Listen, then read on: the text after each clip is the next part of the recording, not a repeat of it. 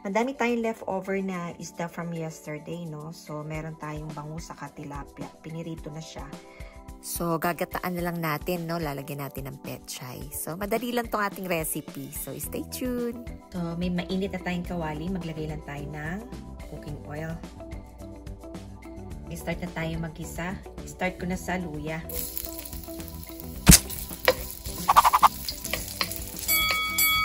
Lagyan na rin natin yung ating bawang.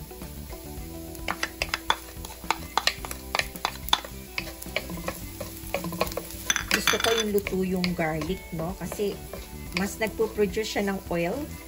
Napakabango. Ayan. So, after yan, lalagyan na natin yung ating onions.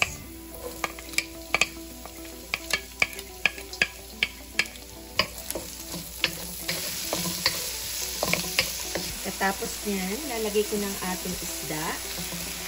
Ayusin lang natin.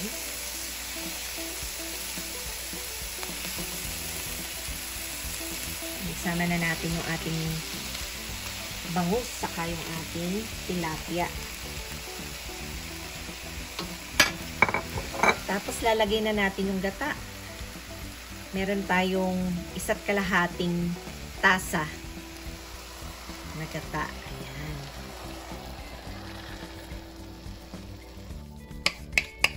Pwede natin, sayang. Lalagay ako ng 1 tablespoon na patis, ng ating fish sauce. Meron din tayong mga 1 teaspoon na asin. Titimplahan na lang natin ulit yan mamaya. Lagay din ako ng pamintang durog. Ayan. Para mabalansi lasa, lalagyan natin ng puting asukal, ano? Mga 1 teaspoon lang yan. Ayan.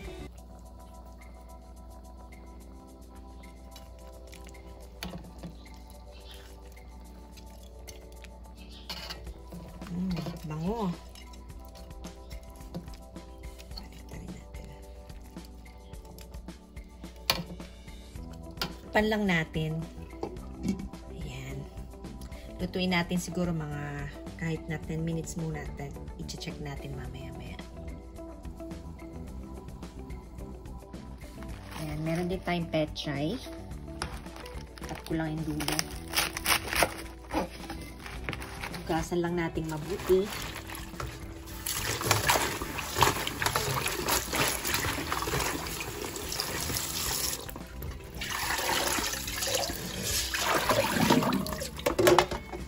After 10 minutes, i-check lang natin.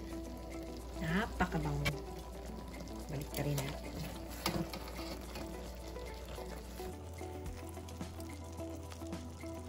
Ko lang ng bahagyang tubig. Dagdagan ko lang ng bahagyang paminta. Dagdagan din natin ng konting asin. Konti lang. Ayan. Ito lang yung sili ko dito sa bahay. So, yan na yung lalagay natin.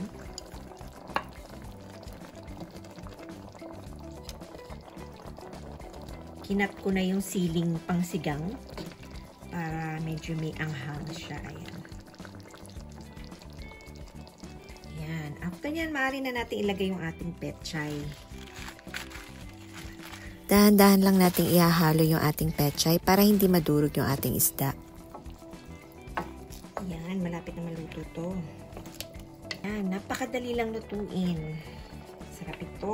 Mapapadami tayo ng kain ito. Lagyan natin sili. Ayan, ready to serve na tayo. Ang sarap nitong ating ginataang isda. I hope nagustuhan nyo ang ating simpleng recipe for today and I hope to see you all soon.